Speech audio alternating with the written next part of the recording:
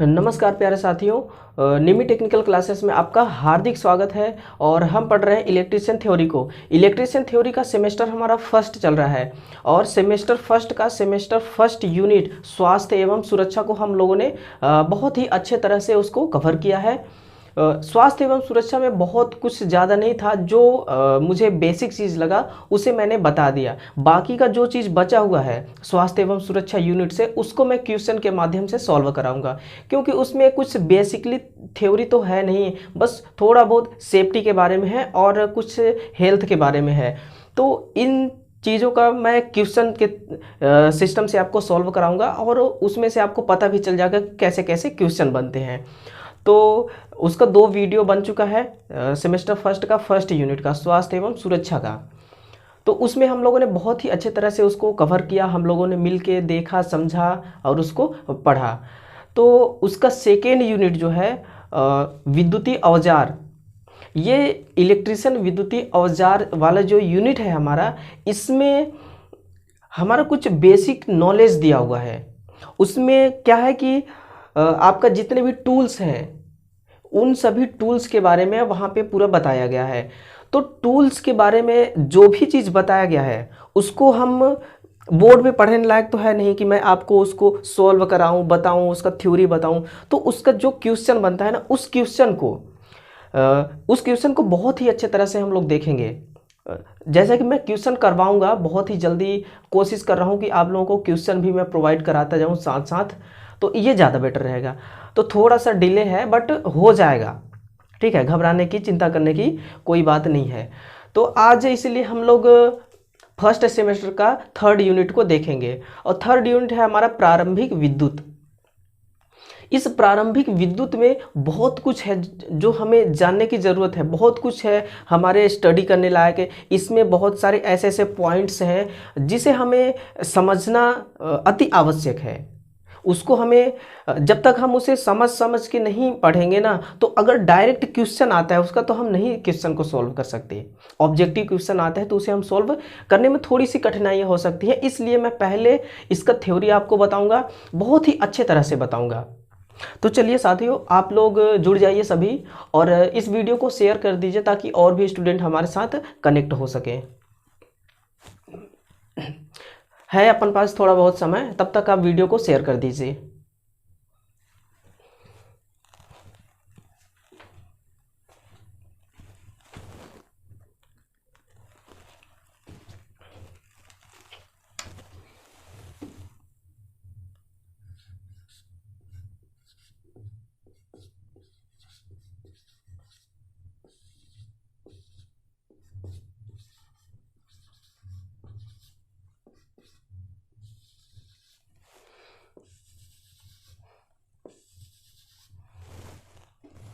चलिए, उम्मीद करता हूँ कि शेयर कर दिए होंगे आप लोग। और अब अपने सेशन को स्टार्ट करते हैं, सेशन की तरफ आगे बढ़ते हैं। तो देखिए, हम इसमें इस प्रारंभिक विद्युत में हम इलेक्ट्रिसिटी को तभी समझ पाएंगे अच्छे ढंग से, अच्छे तरीके से, जब हम किसी परमाणु के बारे में पढ़ेंगे, किसी एटम के बारे में पढ़ेंगे। तो इलेक्ट्रिसिटी को पढ़ने से पहले हमें एटम को पढ़ना बहुत ज़रूरी होता है। हम डायरेक्ट इलेक्ट्रिसिटी की तरफ चल जाते हैं, लेकिन इलेक्ट्रिसिटी का जो बेसिक इन्फो होता है उसे हम ध्यान नहीं देते हैं। तो ऐसा हमें नहीं करना है, हमें हर एक चीज़ को पकड़ के चलना है, साथ में लेके चलना है। तो सबसे पहले हम आज इसमें देखेंगे एटम के बारे में, एटॉमिक स्ट्रक्चर। एटॉमिक स्ट्रक्चर, इस एटॉमिक स्ट्रक्चर में हम आज लोग पढ़ने वाले हैं कि एटम क्या होता है, एटम किससे मिलके बना होता है, मैटर क्या होता है और इनका द्रव्यमान, इनका इसमें कैसा आवेश होता है, कैसे वर्क करते हैं, धारा का प्रवाह कैसे कराते हैं, ऑर्बिटल क्या होता है, वगैरह वगैरह बहुत कुछ है इस एटॉमिक में। तो हम आज इसी को कवर करेंगे बहुत अच्छी तरह से। तो चलिए, इस एटॉमिक के बारे में जब भी बात आती है एटॉमिक की, यानी कि परमाणु की, तो हमें सबसे पहले हम ख्याल आता है किसी मेटल के बारे में, किसी मेटल के बारे में। अब वो मेटल जैसे ये हो गया मेरा एक मेटल, इस मेटल के अंदर ये मेटल किस चीज से मिलके बना होगा, ये छोटे छोटे मोलेकुलर्स से मिलके बना होगा, ये छोटे छोटे मोलेकुलर्स से मिलके बना होगा। ये है, हम देखिए इसमें क्या है, ये एक धातु है, धातु एल्यूमिनियम भी हो सकता है, कॉपर भी हो सकता है, और आयरन भी हो सकता है, सिल्वर भी हो सकता है। ये है हमारा एक धातु, ये धातु हो सकता है कॉपर, ये हो सकता है एल्यूमिनियम, और ये हो सकता है सिल्वर यानी कि चांदी। तो हम सबसे ज़्यादा किस धातु का उपयोग करते हैं अपने, देखिए हमारा यहाँ मेन मुद्दा, मेन फोकस क्या रहेगा, इलेक्ट्रिसिटी के बारे में, ठीक है। तो उसी चीज़ को लेकर चलेंगे, बाकी हम बाकी धातुओं की तरफ ध्यान नहीं देंगे। तो हमारे इलेक्ट्रिसिटी में सबसे ज़्यादा धातु कौन सी उपयोग की जाती है, सबसे ज़्यादा तो हमारी ये सिल्वर होती है, चांदी, क्योंकि इसकी कंडक्टिविटी बहुत हाई होता है, और जिसकी कंडक्टिविटी हाई होती है उसका रजिस्टिविटी डाउन होता है। तो लेकिन हम इसको उपयोग में ज़्यादा नहीं लेते, क्योंकि ये बहुत कॉस्टली होता है, बहुत महंगा होता है। तो सबसे ज़्यादा उपयोग करने वाला मैटर है हमारा कॉपर, इसको हम सबसे ज़्यादा उपयोग करते हैं। तो ये हो गया मेरा एक धातु। धातु किस चीज़ से मिलके बना होता है, धातु मैं इसको मैटर भी बोल सकता हूँ, पदार्थ, क्या बोल सकता हूँ, पदार्थ। तो पदार्थ मिलके बने होते हैं छोटे छोटे अणुओं से, किससे, मोलेकुल से, यानी कि अणु, ये अणुओं से मिलके बने होते हैं। और ये जो अणु होते हैं ये किससे मिलके बनते हैं, ये मिलके बनते हैं, देखिए जो मैटर होता है वो मैटर तो हमारा अणु से मिलके बना होता है, और अणु हमारे परमाणुओं से मिलके बने होते हैं। यानी कि ये जो हमारा अणु है, इस अणु के अंदर भी छोटे छोटे परमाणु होंगे, छोटे छोटे परमाणु होंगे। तो इसको हम क्या बोलेंगे, एटम, परमाणु। और हम इसी परमाणु के बारे में हम पढ़ेंगे आज, ठीक है। इसी एटम के बारे में आज हम पढ़ने वाले हैं कि एटम स्ट्रक्चर, ये एटम स्ट्रक्चर होता क्या है। तो यहां तक तो आप लोगों को समझ में आ गया, चलिए कोई दिक्कत नहीं। अब हम बात करते हैं कि जैसे हो गया मेरा पदार्थ, पदार्थ का छोटा भाग क्या होता है, अणु, और अणु का छोटा भाग यानी छोटा रूप परमाणु। तो पदार्थ अणुओं से मिलकर बना होता है, और अणु बना होता है परमाणु से मिलकर, और इसी परमाणु का अध्ययन करेंगे हम इस सेशन में, इस क्लास में, जो कि बहुत अच्छी तरह से कवर करेंगे। तो ध्यान दीजिए, ये हो गया हमारा एटम, इसी एटम के बारे में हमें पढ़ना है। तो ये हो गया मेरा एक धातु, और इस धातु के अंदर छोटे छोटे परमाणु मिलेंगे। ये हो गया हमारा परमाणु, इसको मैं कंडक्टर बोल देता हूं, और ये हो गया मेरा एटम यानी कि परमाणु। तो इसके बारे में हम देखते हैं। देखिए इसमें होता क्या है कि इस एटम यानी कि परमाणु का हम एक संरचना बनाते हैं, इसका एक स्ट्रक्चर बनाते हैं। तो स्ट्रक्चर मैं यहाँ पे बना के समझा रहा हूँ आपको, इसका स्ट्रक्चर, परमाणु का स्ट्रक्चर मैं यहाँ पे बताऊंगा, ठीक है। परमाणु के केंद्र में क्या होता है, नाभिक, परमाणु के केंद्र में होता है नाभिक, यानी कि ये है मेरा एक परमाणु, इस परमाणु के केंद्र में है ये एक नाभिक, ये हो गया एक नाभिक। इस नाभिक के चारों ओर क्या होता है, इस नाभिक के चारों ओर ऑर्बिटल होते हैं, कक्षाएं होती हैं। तो इस नाभिक के चारों ओर ऐसे हम कक्षा बना देते हैं। ये हो गया हमारा कक्षा, ये है ऑर्बिटल, ये जो घूम रहा है टोटल है ये ऑर्बिटल यानी कि कक्षा, इसको हम क्या नाम देंगे, कक्षाएं। और ये जो है मेरा न्यूक्लियस है यानी कि नाभिक। ठीक है, ये है मेरा नाभिक और ये है मेरा कक्षा। अब बात आती है कि नाभिक में कौन सा तत्व होता है और कक्षा में कौन सा तत्व होता है। तो नाभिक में तो होता है, देखिए नाभिक में एक होता है प्रोटॉन और एक होता है न्यूट्रॉन। ये न्यूट्रॉन और प्रोटॉन ये नाभिक में आपको मिलेंगे और इस कक्षा में होता है इलेक्ट्रॉन।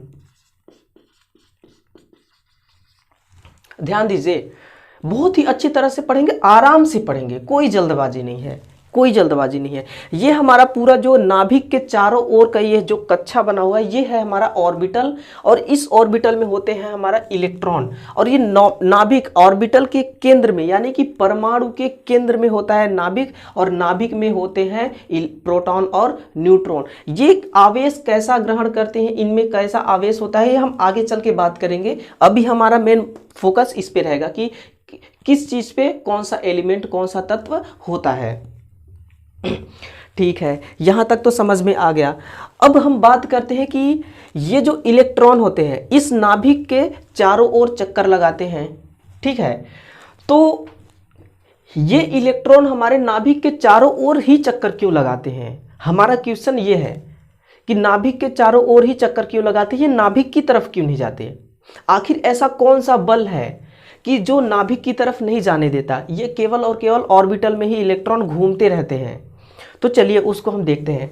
देखिए भाइयों, इस सिस्टम को समझने के लिए हमें सोलर सिस्टम को समझना होगा। हमें किसको समझना होगा, सोलर सिस्टम को। तो चलिए हम सोलर सिस्टम को समझते हैं। देखिए क्या होता है कि सोलर में क्या होता है, सन, यानी कि ये है हमारा सूरज। सूरज के चारों ओर ग्रह होते हैं। तो मान लीजिए कि सूरज के पास एक मंगल है, मंगल ग्रह है, फिर है बुध, इसके बाद है पृथ्वी। तो ये एक एक करके ग्रह है।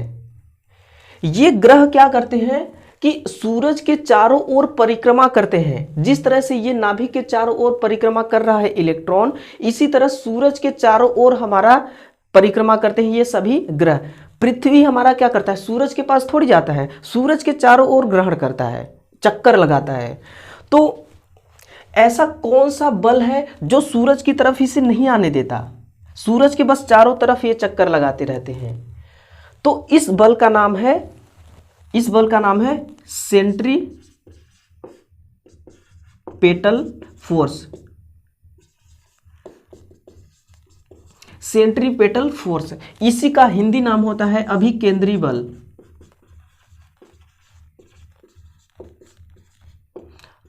अभिकेंद्री बल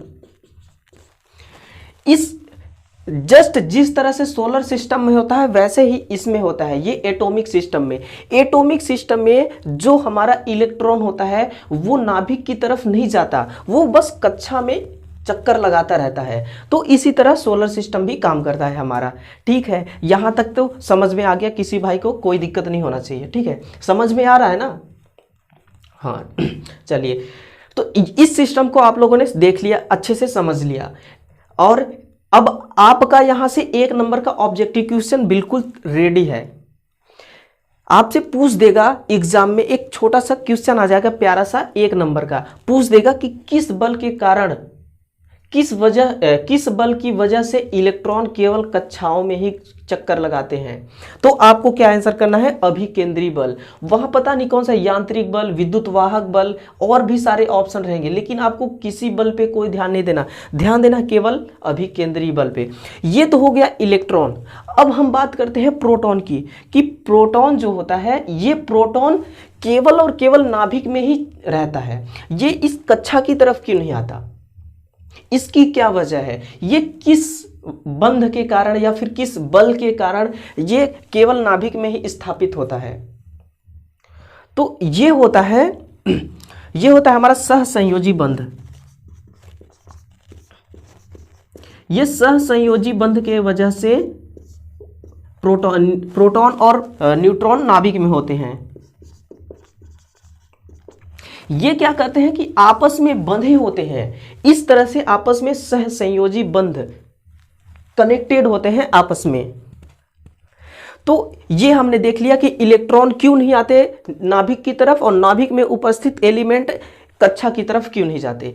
इस चीज को तो हमने कवर कर लिया। यहां से दो ऑब्जेक्टिव क्वेश्चन बन सकता है, इसका भी बन सकता है और इसका भी बन सकता है। आप इस चीज को नोट कर लीजिए या फिर स्क्रीनशॉट ले लीजिए फटाफट।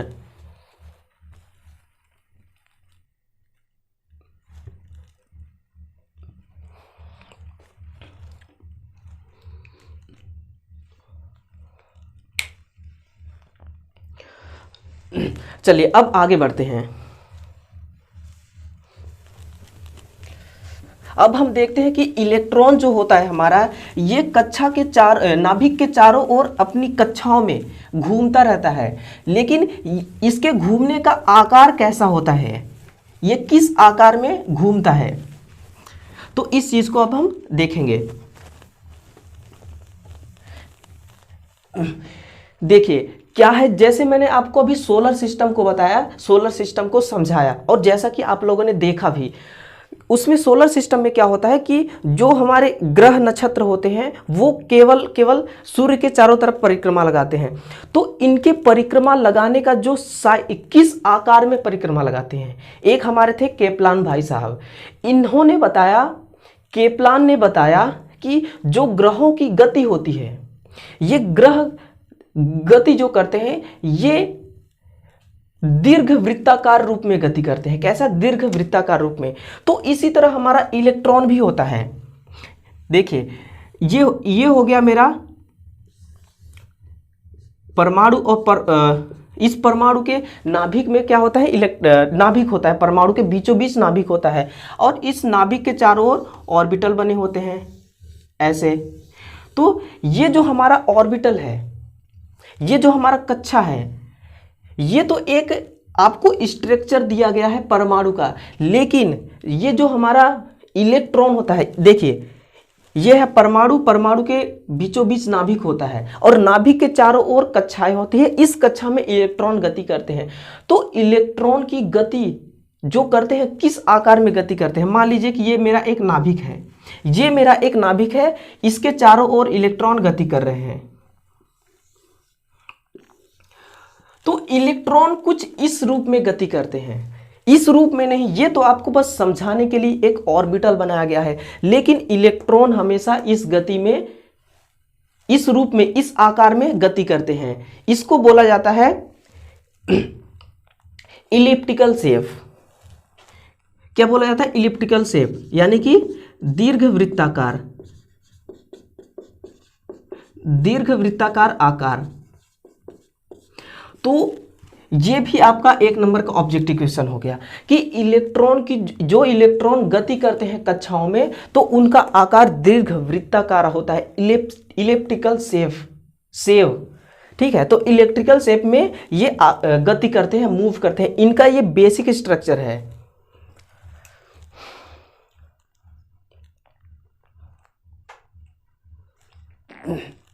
ठीक है, तो आप नोटबुक रखिए और नोट भी करते जाइए। ये हो गया मेरा नाभिक, इस नाभिक के चारों ओर होगा कक्षा, और इस कक्षा में अब हम देखेंगे इनका रेडियस। ये हो गया हमारा, ये तो हो गया मेरा न्यूक्लियस, और ये हो गया मेरा ऑर्बिटल। तो जो न्यूक्लियस होता है, इस न्यूक्लियस का रेडियस कितना होता है, त्रिज्या कितनी होती है, ये चीज हमें देखना है। तो ये जो हमारा न्यूक्लियस होता है, इस न्यूक्लियस की रेडियस होती है 10⁻15 मीटर। ये इसका रेडियस है, इसका व्यास है, त्रिज्या। और ये जो पूरा हमारा परमाणु है, पूरे परमाणु का हमारा त्रिज्या होता है 10⁻10 मीटर। ये एक ऑर्डर में होता है। अब ऑर्डर का मतलब आपको बताता हूं। ऑर्डर का मतलब जैसे हम लोग पढ़ते हैं ना, लगभग कोई मान दिया होता है, उसको हम लोग लगभग पढ़ते हैं, समथिंग पढ़ते हैं कि लगभग इतना इसका मान होता है। तो ऑर्डर भी कुछ उसी तरह का होता है। जैसे हम इसको लेते हैं कि 10⁻15, ये कितने के ऑर्डर में होता है, तो ये ऑर्डर होता है 0.5 से 0.25 इंटू 10⁻⁻15 मीटर, ये इसका ऑर्डर होता है।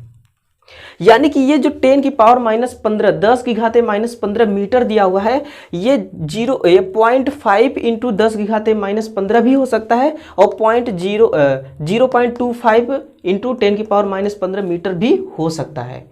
तो ये एक ऑर्डर चलता है इनका। तो ये हो गया इसका द्रव्यमान, सॉरी रेडियस, त्रिज्या।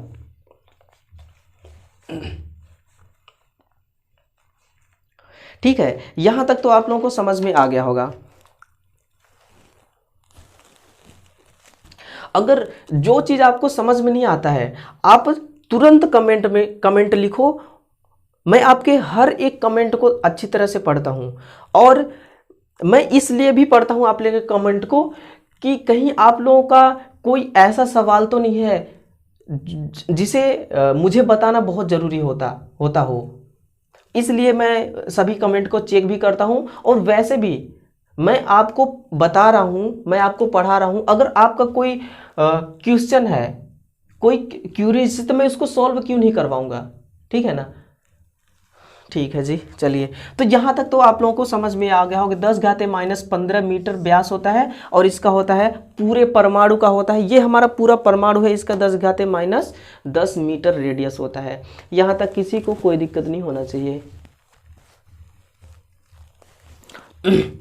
हाँ, चलिए, ये तो हो गया रेडियस की बात। अब हम देखते हैं कि आप लोगों ने इसको नोट कर लिया। चलिए मैं इसको थोड़ा सा रफ कर देता हूं।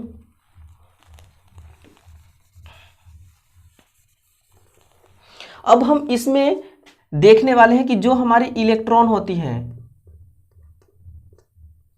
जो हमारे इलेक्ट्रॉन होते हैं, देखिए ये है मेरा न्यूक्लियस और ये है मेरा ऑर्बिटल। यानी कि ये है मेरा कक्षा।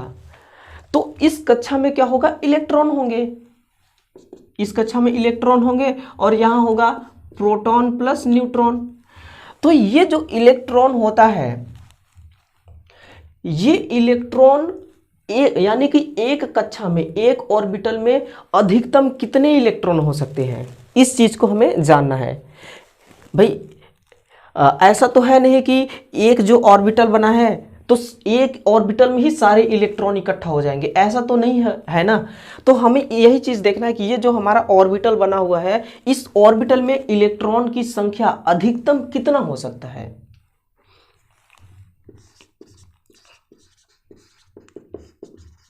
तो एक ऑर्बिटल में यानी कि एक कक्षा में इलेक्ट्रॉन की संख्या 2n² के ऑर्डर में होता है, यानी कि 2n² होता है। अब ये 2n² क्या है, ये एक फॉर्मूला होता है। अब इसमें n जो हमारा दिया हुआ है, ये जो मेरा n दिया हुआ है, ये n है इस ऑर्बिटल यानी कि नाभिक के चारों ओर कितनी कक्षाएं बनी हुई है। n हमें बताता है ऑर्बिटल को, कक्षा को, कि कितनी कक्षाएं हैं। और ये 2 तो ये फॉर्मूला में ही है पहले से ही 2, ठीक है ना। देखिए ये जो हमारा कक्षा है, इस कक्षा का हम नामकरण करते हैं। पहले वाले कक्षा को मैं K नाम दे देता हूँ, फिर L M N O। ये हो गया मेरा इस सभी ऑर्बिटल का अलग अलग नाम। इस अलग अलग नाम का मैं नंबरिंग भी कर देता हूँ, 1 2 3 4 और 5। टोटल 5 कक्षा है। ये जैसे चल रहा है ना K L M N O P Q तक चलता है, यानी कि एक नाभिक के चारों ओर 7 कक्षाएं हो सकती हैं टोटल। चलिए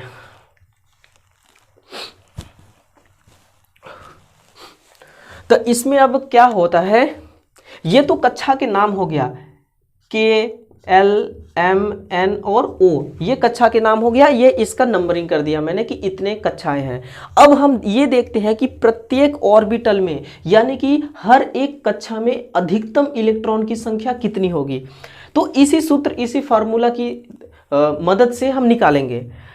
तो पहली कक्षा में पहली कक्षा में कितना है, यानी कि n हमारा कक्षा बता रहा है, तो ये पहली कक्षा होगा। इस पहली कक्षा में इलेक्ट्रॉन कितना होंगे, 2n²। तो देखिए 2n हो गया हमारा कक्षा, हम पहली कक्षा का देखेंगे, तो पहली कक्षा का देखेंगे तो 1 हो जाएगा, स्क्वायर है तो हमें इसे भी लगाना पड़ेगा, तो कितना हो गया 2। यानी कि पहली कक्षा में 2 इलेक्ट्रॉन होंगे, अधिकतम से अधिकतम 2 इलेक्ट्रॉन होंगे।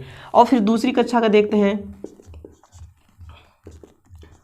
2 × 2² यानी कि 8। फिर इसी तरह तीसरे में देखते हैं 3, यानी कि तीसरा कक्षा का 2 × 3² 18। चलिए एक और देख लेते हैं, चौथी कक्षा का देख लेते हैं, 2 × 4²। जब आपका कक्षा बढ़ता जाएगा तो यहाँ ये बढ़ता जाएगा, लेकिन ये तो आपका फिक्स रहेगा ना, कितना हो गया 16 दूना 32। यहाँ से आपको क्या पता चलता है कि पहली कक्षा में ये जो नाभिक के सबसे पहली वाली कक्षा है जिसका नाम है के क्लास, तो इस कक्षा में क्लास नहीं बोल सकते हम, इसको ऑर्बिटल बोल सकते हैं, ठीक है। तो पहली ऑर्बिटल में अधिकतम इलेक्ट्रॉन की संख्या 2 होगी और दूसरी में 8। पहली में 2, 8, 18, 32, 50, 71, 92, ठीक है। तो ऐसे ये रेंज होता है एक। अब हम इस ये हमारा है, ये इलेक्ट्रॉनों की संख्या है, क्या, इलेक्ट्रॉन की संख्या। अब इस इलेक्ट्रॉन की संख्या को हम ऑर्बिटल में सेट करते हैं। तो देखिए पहली कक्षा में 2 है तो 2 हो जाएगा, एक यहाँ पे और एक यहाँ पे। अब दूसरी कक्षा में कितना है, 8। तो चलिए मैं एक बार इसको रफ कर लेता हूं ताकि आप लोगों को अच्छे से दिख सके, ताकि समझने में कोई दिक्कत ना हो, कठिनाई ना हो। ऐसे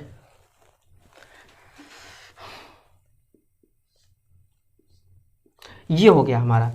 तो पहली कक्षा में पहले वाले ऑर्बिटल में इलेक्ट्रॉन की संख्या 2 है, तो 2 इलेक्ट्रॉन मैंने बना दिया। अब दूसरी कक्षा में 8 है, अधिकतम इलेक्ट्रॉन की संख्या 8 है, तो यहाँ हम 8 इलेक्ट्रॉन सेट करते हैं, 1, 2, 3, 4, 5, 6, 7 और 8। ये हो गया 8। ध्यान देना, अब तीसरी कक्षा में 18 है, तो मैं 18 पूरा नहीं बनाऊंगा, मैं केवल और केवल 8 बनाऊंगा। 2, 3, 4, 5, 6, 7 और 8। अब आप कहोगे कि तीसरी कक्षा में तो टोटल अधिकतम इलेक्ट्रॉनों की संख्या 18 है, तो फिर आपने 8 क्यों बनाया?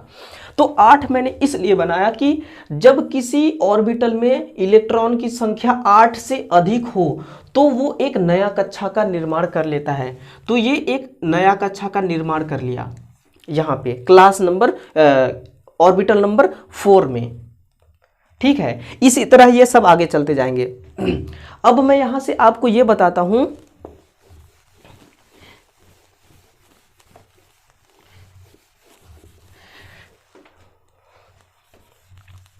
ये जो हमारा ये वाली जो हमारा नया कक्षा का निर्माण किया है इलेक्ट्रॉन, इसको हम बोलेंगे फ्री इलेक्ट्रॉन, यानी कि मुक्त इलेक्ट्रॉन। ये है हमारा मुक्त इलेक्ट्रॉन। और मुक्त इलेक्ट्रॉन का काम क्या है? कंडक्शन कराना, यानी कि धारा का प्रवाह कराना। ये कंडक्शन, मुक्त इलेक्ट्रॉन, जो हमारा मुक्त इलेक्ट्रॉन होता है, ये होता है धारा का प्रवाह कराने का काम इसका होता है। तो देखिए ये जो हमारे 8, यानी कि एक कक्षा में यदि 8 इलेक्ट्रॉन है तो ये एक अभिकेंद्री बल के द्वारा बंध जाएंगे आपस में, और आपस में बंध के इसी कक्षा में घूमते रहेंगे। ये किसी कंडक्शन का काम नहीं करेंगे। जो फ्री इलेक्ट्रॉन होगा, मुक्त इलेक्ट्रॉन, वो धारा का प्रवाह करेगा, वो कंडक्शन करवाएगा। ठीक है, यहाँ तक तो हो गया आप लोगों का। अब हम देखते हैं कि धारा का प्रवाह किस में होता है। मतलब कि अगर हम किसी रबर में, ये मान लीजिए एक रबर है, इस रबर में धारा का प्रवाह होगा क्या? नहीं होगा, क्योंकि ये एक इंसुलेटर है। क्यों है इंसुलेटर? वही चीज तो देखेंगे। सॉरी क्यू धारा का प्रवाह नहीं होगा, इस चीज को देखेंगे। तो हम सबसे पहले मैं एक कोई कैस लेता हूं, जैसे पहले मैंने ले लिया कॉपर के, हाँ कॉपर का ले लिया। कॉपर का परमाणु संख्या कितना होता है 29, 29 होता है कॉपर का परमाणु संख्या। अब मैं देखता हूं कि इसमें फ्री इलेक्ट्रॉन की संख्या कितनी होती है। तो देखिए पहली कक्षा में मैंने बताया था 8, सॉरी 2, फिर बताया था 8, फिर बताया था 18। अब गिन लेते हैं, 18 2 20, 8 28, बच कितना गया 1। इस परमाणु संख्या से तो ज़्यादा हमें जाना नहीं है, इसको हमें ध्यान में रखना है। तो 18 2 हो गया 20 और 8 28, बच गया 1। कितना बच गया 1। ये जो 1 है ये एक नया कक्षा का निर्माण करेगा, यही एक हमारा एक फ्री इलेक्ट्रॉन है। ये फ्री इलेक्ट्रॉन है, यही धारा का प्रवाह कराएगा। यानी कि ये एक कंडक्टर धारा का, ये एक कंडक्टर है, धारा का प्रवाह कराएगा। यदि एक ऐसा धातु जिसका परमाणु क्रमांक इतना हो कि अंतिम कक्षा में इलेक्ट्रॉन की संख्या 1 2 और 3 हो, तो वह कंडक्टर माना जाता है और वह मुक्त इलेक्ट्रॉन माना जाता है और धारा का प्रवाह कराएगा। अब मैं आपको जैसे दिखाता हूं कि अगर मैं 29 की जगह अगर मैं यहां पे 30 ले लेता हूं, अब देखते हैं क्या होता है। मेरा सीक्वेंस तो यही चलेगा, 2 8 18, 18 2 20 8 28, यानी कि अब कितना बच गया 2 बच गया ना। तो ये अंतिम कक्षा में 2 फ्री इलेक्ट्रॉन बचेगा, तो ये फ्री इलेक्ट्रॉन भी धारा का प्रवाह कराएगा, कंडक्शन कराएगा। इसी तरह यदि 3 बचता है तो 1 2 और 3 बचता है यदि, तो वो मुक्त इलेक्ट्रॉन होता है, ठीक है। और उस जो मुक्त इलेक्ट्रॉन होगा उसका काम होगा कंडक्शन कराना। तो ये है हमारा कॉपर, यानी कि ये है एक चालक। अब एक हम सेमी कंडक्टर जैसे जर्मेनियम को ले लेते हैं। जर्मेनियम का परमाणु क्रमांक होता है 32। इस 32 का देखते हैं, 2 8 18, 18 2 20 2 18 2 20 8 28। अब बच कितना गया, अंतिम कक्षा के लिए मुक्त इलेक्ट्रॉन कितना बच गया 4। तो एक ऐसा धातु जिसके अंतिम कक्षा में 4 5 6 और 7 मुक्त इलेक्ट्रॉन बच जाता है, वो होता है सेमीकंडक्टर।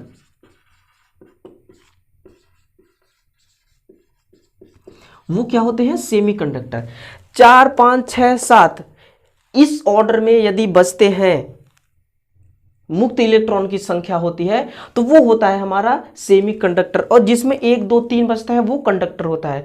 तो फिर इंसुलेटर में क्या होता है, इंसुलेटर के अंतिम कक्षा में, जैसे इंसुलेटर का हो गया, और इंसुलेटर का भी तो एक ऐसा स्ट्रक्चर बनेगा, नाभिक होगा, उसमें ऑर्बिटल्स होंगे। तो अंतिम कक्षा में यदि 8 इलेक्ट्रॉन हो गए, जैसे देखिए ये हो गया ना, 1 2 3 4 5 6 7 8। तो यदि हम इंसुलेटर का कोई स्ट्रक्चर बनाते हैं तो उसमें इलेक्ट्रॉन की संख्या 8 हो जाता है, और 8 होते ही यह एक अभिकेंद्री बल से जकड़ जाते हैं, आपस में बंध जाते हैं, और ये बस उसी ऑर्बिटल में चक्कर लगाते रहते हैं, ये बाहर नहीं निकल पाते। इसलिए धारा का प्रवाह इंसुलेटर में नहीं होता है, ठीक है।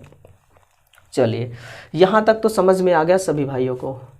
ओके, आगे बढ़े।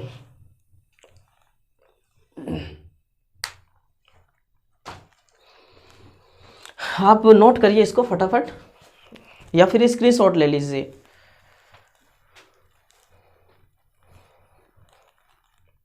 देखिए, जब तक आप लोग छोटी छोटी चीजों को नहीं समझेंगे तब तक आपका बेस स्ट्रांग नहीं हो पाएगा, और जब तक बेस स्ट्रांग नहीं होगा तो समझते ही आप क्या होता है। अगर कोई बिल्डिंग बन रही है हमारी, अगर उसका बेस ही मजबूत नहीं है तो बिल्डिंग तो थोड़ी टिक पाएगी, उसका दीवार वो तो कोई चांस नहीं कि कब गिर जाए, राम भरोसे रहेगी।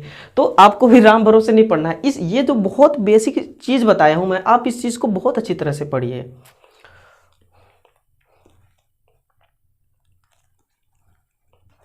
इतना गहराई से, इतना डीपली आपको समझाने वाले बहुत कम मिलेंगे। ऐसा नहीं कि मैं अकेला हूँ इतना समझाने वाला, हैं और भी, लेकिन बहुत कम है। इतना डीपली कोई समझाता ही नहीं है, ठीक है। मैं ऐसा नहीं कहता कि उन्हें आता नहीं इसलिए नहीं समझाते, उन्हें आता है, ठीक है, लेकिन वो समझाते नहीं है इतना। लेकिन मैं आपको मैं जड़ से लेके और पूरे टॉप तक, ठीक है, रियर से लेके फ्रंट तक, टॉप तक पूरा समझाऊंगा, टेंशन मत लीजिए। चलिए आगे बढ़ेंगे। अब ये तो हो गया मुक्त इलेक्ट्रॉन, ऑर्बिटल, न्यूक्लियस और इलेक्ट्रॉन के आकार। इन सभी चीज़ों को तो हम पढ़ लिए। अब हम पढ़ेंगे ये जो इलेक्ट्रॉन ऑर्बिटल में घूमते हैं और ये जो हमारे नाभिक में प्रोटॉन और न्यूट्रॉन होते हैं, इनके बारे में कुछ देखते हैं, ठीक है। तो देखिए, सबसे पहले देखते हैं हम इलेक्ट्रॉन के लिए।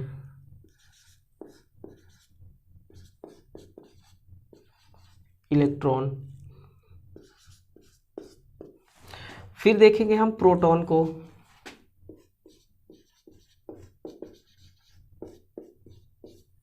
यहां हो जाएगा मेरा न्यूट्रॉन,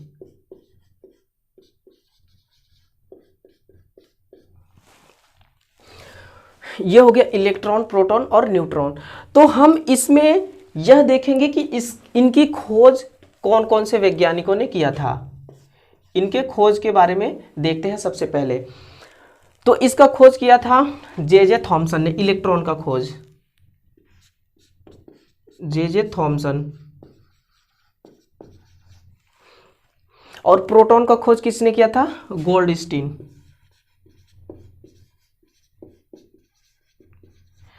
आप लोगों के बुक में या फिर आप लोगों ने पढ़ा होगा अगर इसके बारे में, तो आप लोगों को यही पढ़ने के लिए मिला होगा कि इनका खोज रदरफोर्ड ने किया था, ठीक है।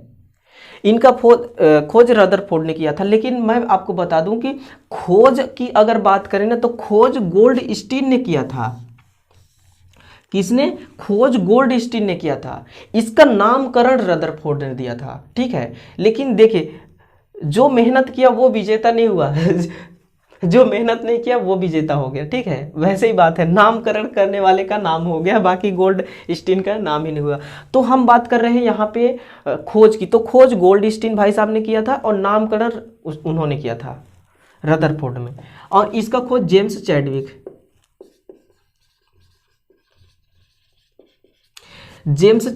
ये इनका खोज हो गया। अब इनमें देखते हैं कि ये अपने अंदर चार्ज कैसा रखते हैं। तो ये चार्ज रखता है निगेटिव चार्ज रखता है, और ये चार्ज रखता है पॉजिटिव। और ये होते हैं न्यूट्रॉन न्यूट्रल होता है, न्यूट्रलाइज होता है, ठीक है ना। यानी कि हम इस पे कह सकते हैं कि कोई आवेश नहीं होता है। चलिए, ये तो हो गया इनके चार्ज के बारे में। अब हम देखते हैं कि इनके अंदर आवेश कितना कितना आवेश होता है। तो इलेक्ट्रॉन के अंदर आवेश होता है माइनस में, तो -1.602 इंटू 10⁻⁻19 कूलाम। ये होता है प्लस 1.602 इंटू 10⁻⁻19 कूलाम। बस थोड़ा सा फर्क है, ये माइनस में है, ये प्लस में, बाकी इनकी वैल्यू सेम है। और ये है हमारा न्यूट्रल होता है न्यूट्रलाइज। तो क्या इसमें कोई आवेश होगा? इसमें तो जीरो ही आवेश होगा, इसमें कोई आवेश ही नहीं है। ये न्यूट्रलाइज है, उदासीन है। ये क्या है? उदासीन।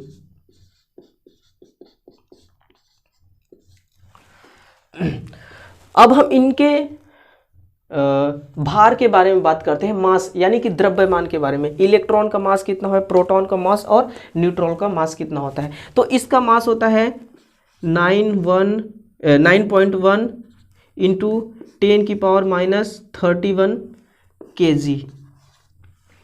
इसका होता है 1.672 इंटू 10⁻⁻27 kg। और इसका होता है 1.6 इंटू 10, हाँ 1.674 इंटू 10⁻⁻27 किलोग्राम। तो ये जो प्रोटॉन होता है, प्रोटॉन और न्यूट्रॉन का द्रव्यमान लगभग लगभग बराबर होता है। थोड़ा सा इस न्यूट्रॉन का मान द्रव्यमान अधिक होता है। तो ये तो प्रोटॉन और न्यूट्रॉन से अगर तुलना करें भार के बारे में तो ये होता है कि यानी कि प्रोटॉन न्यूट्रॉन से थोड़ा सा छोटा है, न्यूट्रॉन थोड़ा सा बड़ा है। यदि इस प्रोटॉन और इलेक्ट्रॉन की बात करें हम, तो प्रोटॉन इलेक्ट्रॉन की भार से कितना गुना ज़्यादा होता है इसका प्रोटॉन का भार। तो प्रोटॉन का भार, प्रोटॉन का मास ऑफ प्रोटॉन का मास होता है 1845 गुना। 1845 गुना इसका भार होता है। किसका? प्रोटॉन का भार होता है इससे अधिक 1845 गुना। और देखिए कहीं कहीं पे लिखा होता है 1840, तो आपको घबराने की ज़रूरत नहीं है। ये आंकड़ा तो प्लस माइनस में थोड़ा बहुत तो चलता है, ठीक है, लेकिन आपको ध्यान रखना है 1845। अगर आ जाता है एग्जाम में कहीं 1840, 1845 का ऑप्शन ही नहीं है, तो फिर आप ऐसा थोड़ी कि आप उसको छोड़ दोगे, आपको तो 1840 ही करना पड़ेगा, ठीक है, ये होता है।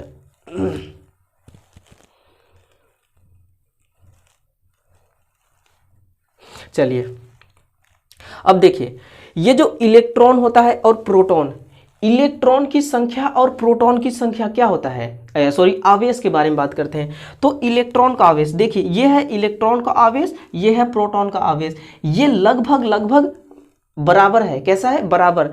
बस फर्क है तो ये निगेटिव में है, ये पॉजिटिव में है। यानी कि जैसे कि मेरे पास 1845 रुपए है, अब मैंने 1845 का पूरा पैसा किसी और को दे दिया, तो मेरे हाथ में क्या आएगा? जीरो। लड्डू आएगा, लड्डू खाऊंगा तो स्वाद ही आएगा, बाकी कोई फायदा थोड़ी होगा। कहने का मतलब कि इलेक्ट्रॉन की संख्या और प्रोटॉन की संख्या बराबर होते हैं।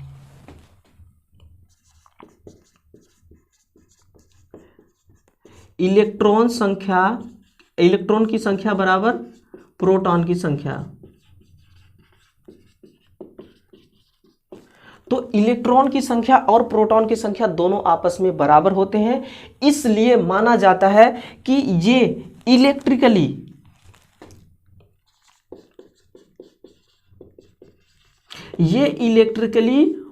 उदासीन होते हैं। ये जो हमारा परमाणु होता है, मैं परमाणु की बात कर रहा हूं, इलेक्ट्रॉन और प्रोटॉन की संख्या आपस में बराबर होते हैं, इसीलिए माना जाता है कि परमाणु, एटम के बारे में हम पढ़ रहे हैं, एटम इलेक्ट्रिकली रूप से उदासीन होता है, न्यूट्रलाइज होता है, ठीक है। अब हम बात करेंगे इसके भार के बारे में, इलेक्ट्रॉन की संख्या के बारे में। सॉरी, ये परमाणु भार देखा हमने, परमाणु भार इलेक्ट्रिकल रूप से उदासीन होता है। तो परमाणु भार क्या हो गया? अब परमाणु भार, ये जो हमारा परमाणु भार होता है, ये परमाणु भार प्रोटॉन की संख्या के बराबर होता है। प्रोटॉन की संख्या, यानी कि प्रोटॉन की संख्या और परमाणु भार ये आपस में बिल्कुल बराबर होते हैं। सॉरी, प्रोटॉन की संख्या प्लस नाभिक में न्यूट्रॉन होता है, न्यूट्रॉन की संख्या,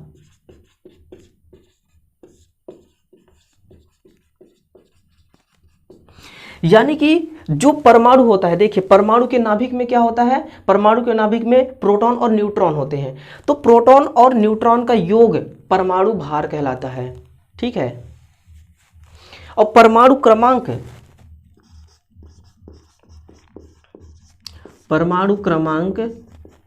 ये जो परमाणु क्रमांक है ना, ये प्रोटॉन की संख्या के बराबर है।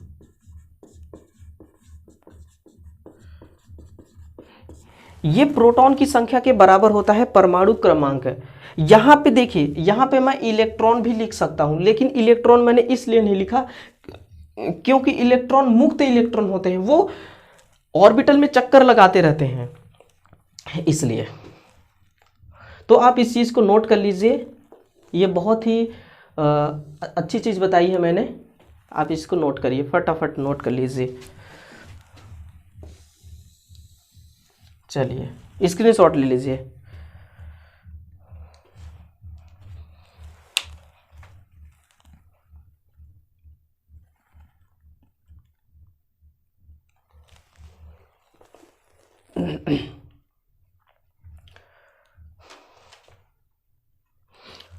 चलिए देखिए, आज हम लोगों ने इस एटॉमिक स्ट्रक्चर को बहुत ही अच्छी तरह से देखा।